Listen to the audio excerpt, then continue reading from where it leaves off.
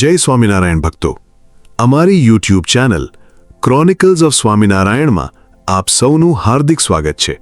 આવો માણીએ ભગવાન શ્રી સ્વામિનારાયણના ભક્તરત્નો પૈકી મહારાજના પ્યારા અને મુસ્લિમ ભક્તો એવા ગણોદ ગામના અલીભાઈ અને કેલોદ ગામના વલીભાઈનું આખ્યાન. આખ્યાન શરૂ કરતા પહેલા આપ સૌ અમારી સાથે ક્યાંથી આ આખ્યાનનો લાભ લેવા જોડાયા છો તે કમેન્ટ સેક્શનમાં અમને જરૂરથી જણાવશો. આપના પ્રતિભાવો અમને મહારાજ તથા તેમના આશ્રિત સંતો ભક્તોના આવા જ દિવ્ય અને કલ્યાણકારી પ્રસંગો નિયમિત રીતે આપ સુધી પહોંચાડવાની પ્રેરણા આપતા રહે છે. સૌરાષ્ટ્ર પ્રદેશમાં જૂનાગઢની નજીક એક ગણોદ નામે પંચતીર્થીનું ગામ છે.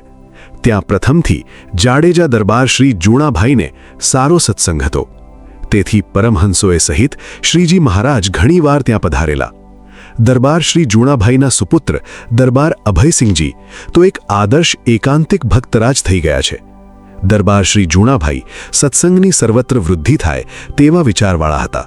તેથી પોતાના યોગમાં આવનાર દરેકને તેઓ ધર્મ, જ્ઞાન, નીતિ અને સદાચાર તથા સત્સંગના મહિમાની વાતો હર વખત કર્યા કરતા હતા. ગણોદમાં એક મુસલમાન ખત્રી અલીભાઈ રહેતા હતા. તેઓ દરબાર શ્રી જૂણાભાઈના યોગથી મુસલમાન હોવા છતાં પણ બાળપણથી જ ચુસ્ત સત્સંગી થયા હતા. તે સત્સંગના બધા નિયમો ખુલ્લી રીતે પાળતા હતા. સત્સંગનું બળ તેમના જીવમાં બહુ જ હતું. એથી તેઓ કૌટુંબિક અનેક આપત્તિઓમાં પણ શૂરવીરપણે ભક્તિ કરતા હતા. એક વખત શ્રીજી મહારાજ ગણોદ પધાર્યા અને ભાદર નદીને કિનારે દરબારના બગીચામાં સભા કરી ભક્તજનોને સદુપદેશ આપી રહ્યા હતા. તે વખતે અલીભાઈ પરણવા જતા હતા. તેની જાન બગીચા પાસેથી નીકળી. અલીભાઈને શ્રીજી મહારાજ બગીચામાં સભા કરીને બિરાજે છે તેની ખબર હતી. તેથી તેઓ શ્રીજી મહારાજના દર્શન કરવા ગયા. દંડવત પ્રણામ કરી બે હાથ જોડીને શ્રીજી મહારાજની સન્મુખ ઊભા રહ્યા. તેમણે મનમાં એવો વિચાર કર્યો કે આપણે વિવાહ સંબંધી માંગલિક કાર્ય કરવા જઈએ છીએ તો શ્રીજી મહારાજની આજ્ઞા લઈને જઈએ તો તે નિર્વિઘ્નપણે પૂર્ણ થાય. આવી શુભ ભાવનાથી ઘણીવાર સુધી હાથ જોડીને ઊભા રહ્યા. છતાં શ્રીજી મહારાજ તો જે રીતે વાતો કરતા હતા તે જ પ્રમાણે કરતા રહ્યા, પણ અલીભાઈને કંઈ કહ્યું નહીં. એટલે શ્રીજી મહારાજની બાજુ પર ઊભેલા પાર્ષદે કહ્યું કે મહારાજ, અલીભાઈને જવાની આજ્ઞા આપો. શ્રીજી મહારાજે તો ન સાંભળ્યું હોય તેમ વાતો કરતા રહ્યા. થોડીવાર થઈ એટલે ફરીથી પાર્ષદે કહ્યું કે મહારાજ, અલીભાઈ તમારી આજ્ઞા વિના અહીંથી જશે નહીં, માટે રજા આપો.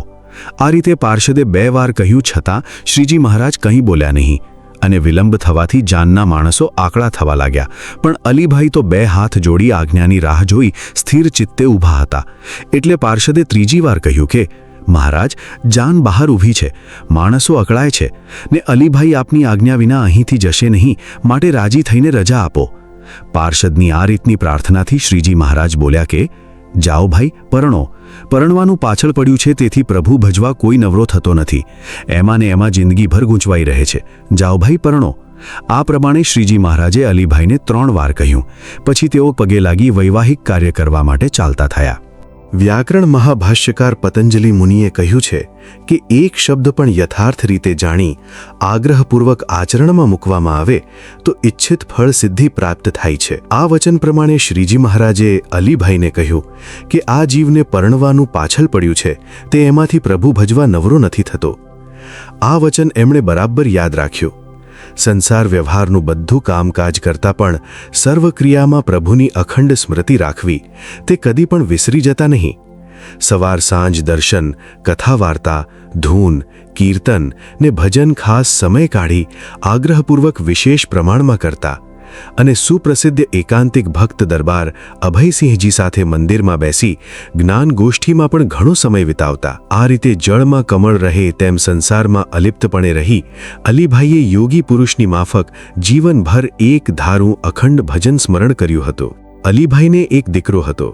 તેને પોતાનો ધંધો શીખવી ઉંમર લાયક થયો એટલે પરણાવી દીધો.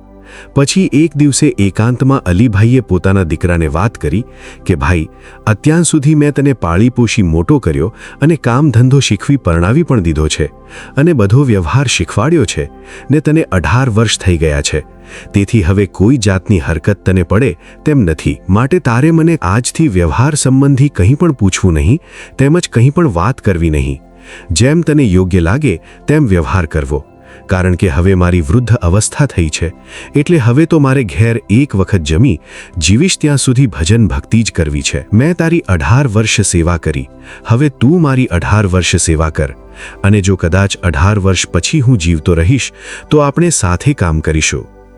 અલીભાઈનો પુત્ર કહે, પિતાજી, આપની સેવા કરવી તે મારી ફરજ છે. આપ સુખેથી ઈશ્વર સ્મરણ કરો. જેમ આપ કહેશો તે રીતે હું સેવા કરવા તૈયાર છું. આ રીતે અલીભાઈએ છેલ્લી અવસ્થામાં તદ્દન નિવૃત્તિ પરાયણ ને નિશ્ચિંત થઈ ભજન કર્યું. દરબાર અભયસિંહજીની સાથે બેસી કથા, વાર્તા, ભજન, કીર્તનમાં જ બધો સમય આનંદથી ગાળતા હતા.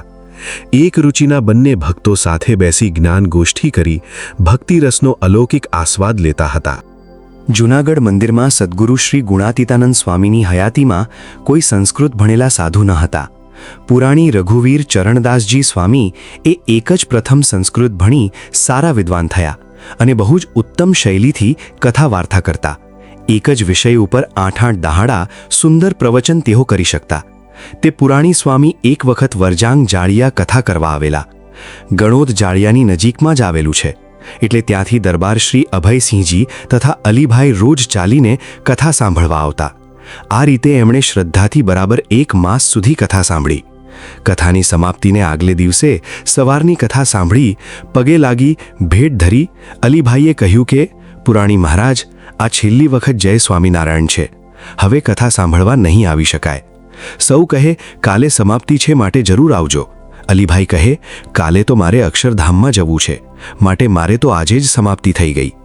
બીજે દિવસે અલીભાઈએ દરબાર શ્રી અભયસિંહજી સાથે મંદિરમાં સારી રીતે કથા વાર્તા અને ધૂન કીર્તન કર્યા અને પોતાને દેહત્યાગ કરવાનો સમય થયો એટલે દરબારને અલીભાઈ કહે કે હું હવે ઘેર જઈશ, કારણ કે હું અહીં દેહત્યાગ કરું તો મારા સગા સંબંધીઓ મંદિરમાં આવે તે ઠીક નહીં. એમ કહી ઘેર ગયા ને ત્યાં થોડીવાર ભજન કર્યું. ત્યાં સંતો સહિત શ્રીજી મહારાજના દર્શન થયા એટલે સૌને કહ્યું, જુઓ, આ સ્વામિનારાયણ ભગવાન મને તેડવા પધાર્યા છે, તેની સાથે હું અક્ષરધામમાં જાઉં છું. એમ બોલી સૌને જય સ્વામિનારાયણ કહીને અક્ષરવાસી થયા. અલીભાઈએ શ્રીજી મહારાજના એક જ વચનથી પોતાનું જીવન રંગી દીધું અને દળ નિષ્ઠા કેળવી જીવનના અંત સુધી એક સરખી નિશ્ચયાત્મિકા બુદ્ધિ રાખી આળસ, પ્રમાદ, મોહ અને આસક્તિનો સંપૂર્ણપણે ત્યાગ કરી સર્વોત્તમ રીતે આત્મકલ્યાણની સાધના કરી મોક્ષ મેળવી લીધો. આપણે અલીભાઈના જીવનથી કર્તવ્યનિષ્ઠપણાની પ્રેરણા મેળવી પોતાના જીવનને ભાગ્યશાળી બનાવીએ. ગુજરાતમાં વડોદરાથી ચાંદોદ કન્યાળી તરફ નર્મદા કિનારે દક્ષિણ ગુજરાતનો પ્રદેશ કાનમ તરીકે પ્રસિદ્ધ છે. કાનમનો સત્સંગ પ્રથમથી બહુ જ ઉત્તમ ગણાય છે. મંડાળા, પારીખા, કંડારી, ભદામ અને આમોદ, બુવા, ડભોઈ વગેરે ગામડાઓમાં સત્સંગનો સમૂહ ઘણો જ બળવાન અને સેવાભાવી તરીકે પ્રખ્યાત છે. એ કાનમ પ્રદેશમાં કેલોદ નામે એક ગામ છે. ત્યાં શ્રીજી મહારાજના સમયમાં નંદસતો પ્રચાર માટે ગયેલા. નંદસંતોના તપ અને ત્યાગ પ્રધાન ઉત્તમ ચારિત્ર્ય જોઈને તથા તેમની હૃદયપલટો કરી નાખે એવી પ્રભાવશાળી કથા વાર્તા સાંભળીને ઘણા લોકો સત્સંગી થયા. આ બધું પ્રત્યક્ષ જોઈને મુસ્લિમ કોમના એક વલીભાઈ શેખ પણ સંતોનો સમાગમ કરવા આવવા લાગ્યા. સંતોની ઉત્તમ રીતભાત, કરકસરમય, નિર્વ્યસની સાત્વિક જીવન, નિસ્વાર્થ ભાવે અથાકપણે અખંડ કથા વાર્તા, કીર્તન અને ધ્યાન ભજન કરવાની સંતોની તીવ્ર અને અખૂટ શ્રદ્ધા જોઈને વલીભાઈનું અંતર રંગાઈ ગયું. તેમને સત્સંગનો રંગ લાગ્યો અને સંતોનો સમાગમ કરવા આવવા લાગ્યા. એમણે ફેલ ફિતૂરવાળા સર્વનો તત્કાળ ત્યાગ કરી સત્સંગના વર્તમાન ધારણ કર્યા અને શીર સાટે ચુસ્તપણે ધર્મનિયમ પાળવા લાગ્યા. આથી એમના સગા સ્નેહીઓ ગુસ્સે થઈને અનેક રીતે હરકત કરવા લાગ્યા, પણ વલીભાઈએ કોઈ પ્રકારે સત્સંગ છોડ્યો નહીં. પછી સૌ સગા તથા નાતીલાઓએ મળી વિચાર કર્યો કે હવે આ કોઈ રીતે આપણું કહ્યું નહીં માને, માટે એમની સાથે આપણે કોઈ જાતનો વ્યવહાર રાખવો નહીં તથા કંઈ પણ વસ્તુ તેને દેવી લેવી નહીં. આમ થશે એટલે એની મેળે મૂંઝાઈને સીધો થઈ જશે. એ રીતે નક્કી કરી વલીભાઈને નાત બહાર કર્યા. છતાં વલીભાઈ નિસંશયપણે આનંદથી દૃઢતાપૂર્વક ભક્તિ કરતા હતા. સંસારમાં રહેવા છતાં એમના દિલમાં સંસારની ગંધ પણ નહોતી એવા એ ઉત્તમ ભક્ત થયા. સંવત 1875માં શ્રી હરિએ બોટાદમાં રંગોત્સવ કર્યો. તે વખતે વલીભાઈ ત્યાં શરણાઈ લઈને આવ્યા હતા. તેઓ શરણાઈના સૂર રેલાવવામાં મશહૂર હતા. શ્રીહરિએ તેમને દૂરથી જોયા અને કહ્યું, અરે વલીભાઈ, તમે અહીં ક્યાંથી? તેઓ કહે, પ્રભુ, આપનો રંગોત્સવ માણવા આવ્યો છું. આથી શ્રીહરિ રાજી થયા અને કહ્યું, શરણાઈ લાવ્યા છો? વલીભાઈ કહે, હા પ્રભુ, લાવ્યો છું. શ્રીહરિ કહે, આજે રાંગલી વડ નીચે સભા થશે, ત્યાં શરણાઈના સૂરો અમને સંભળાવજો. પછી સભા થઈ અને શ્રીહરિ બિરાજ્યા છે. તે વખતે શ્રીહરિની મરજી જોઈને વલીભાઈએ શરણાઈ હોઠે મૂકી. તેના શ્વાસની ગતિ સાથે શરણાઈના 7 સૂરો ઉપર તેમની આંગળીઓ ફરવા લાગી. સ્વરોએ હિંડોળ રાગને આકાર આપ્યો. જુદા જુદા તાન પલટાથી તેમણે હિંડોળ રાગને જન્માવ્યો. તેમની આ કલાથી શ્રીહરિ અને સંગીત પ્રેમી સંતો મુગ્ધ થઈ ગયા. શ્રીહરિએ તેમને કહ્યું, વલીભાઈ, તમારી શરણાઈ સાંભળીને તો તુંબરૂનો પણ ગર્વ ગળી ગયો. વલીભાઈએ તરત જ માથું નમાવ્યું અને કહ્યું, મહારાજ, મારે તો આપ રાજી થયા તેમાં બધું આવી ગયું. તુંબરૂના પ્રારબ્ધમાં તેની ગાનકળા આપને સંભળાવવાનું ન મળ્યું, પરંતુ મારી શરણાઈના સુરો તો આપે સ્વયં સાંભળ્યા. શ્રીહરિ તેમનો ભાવ જોઈ પ્રસન્ન થયા પછી કહ્યું, વલીભાઈ, તમારા ઉપર અમે રાજી થયા છીએ તો કંઈક માંગો. પણ વલીભાઈ કંઈ બોલ્યા નહીં. શ્રીહરિએ 3 વખત તેમને કહ્યું, પરંતુ વલીભાઈની આંખમાંથી આંસુની ધારા ચાલતી હતી. તેમનો અવાજ રૂંધાયો. તેમનાથી ફક્ત એટલું જ બોલાયું, મહારાજ, આપની કૃપા. શ્રીહરિએ તરત જ પોતાના હાથે પહેરેલા સુવર્ણના બાજુબંધ ઉતારી તેના તરફ ફેંક્યા. વલીભાઈએ તરત જ ઝીલી લીધા. તેમનાથી એટલું જ બોલાયું, પ્રભુ, આપની કૃપા આ સ્વરૂપે મળી છે. આ પ્રસાદી મારા જીવનની અણમોલ મૂડી બની ગઈ. એટલું કહીને તેણે સુવર્ણના બાજુ પોતાની છાતીએ, માથે અને આંખે અડાડ્યા. વલીભાઈનું વર્તન વિવેક અને વિનયથી શોભતું હતું.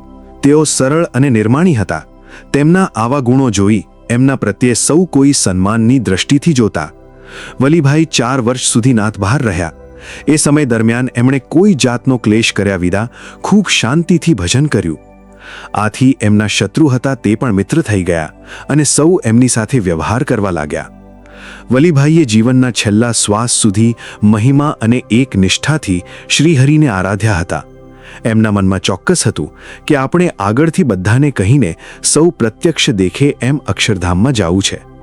અને ભગવાન સ્વામિનારાયણે એમની અંતરની આ ઈચ્છા પૂર્ણ કરી. શ્રીહરિએ તેમને અંતરમાં પ્રેરણા કરી કે અમે તમને અક્ષરધામમાં તેડી જવા આવતીકાલે આવીશું. વલીભાઈએ આ વાત સૌને જણાવી. સૌ તેમને જોવા ટોળે વળ્યા. સમય થતાં શ્રીહરિ એમને ભારે ધામધૂમથી આવીને અક્ષરધામમાં તેડી ગયા. નિષ્કુળાનંદ સ્વામી લખે છે કે અમે આવ્યા છીએ અહીં આજ, વલીભાઈને તેડવા કાજ. એમ એને કહી અવિનાશ, પછી આવ્યા વલીભાઈ પાસ. થયા વલીભાઈને દર્શન, લાગ્યો પાય કહે ધન્ય ધન્ય. મારે હતો ભરોસો તમારો, જાણું જરૂર નહીં વિસારો. જો તમને આ વિડિયો ગમ્યો હોય તો નીચે કોમેન્ટ સેક્શનમાં અમને ચોક્કસ જણાવશો. આપના પ્રતિભાવો અમને મહારાજના આવા જ દિવ્ય ચરિત્રોને વધુ સારી રીતે આપ સુધી પહોંચાડવા માટે પ્રેરિત કરતા રહે છે. અને આવા જ શ્રી હરિના ચરિત્રો નિયમિત સાંભળવા માટે અમારી ચેનલને સબસ્ક્રાઇબ અને અન્ય ભાવિક ભક્તજનો સાથે શેર કરવાનું ભૂલશો નહીં. જય સ્વામિનારાયણ.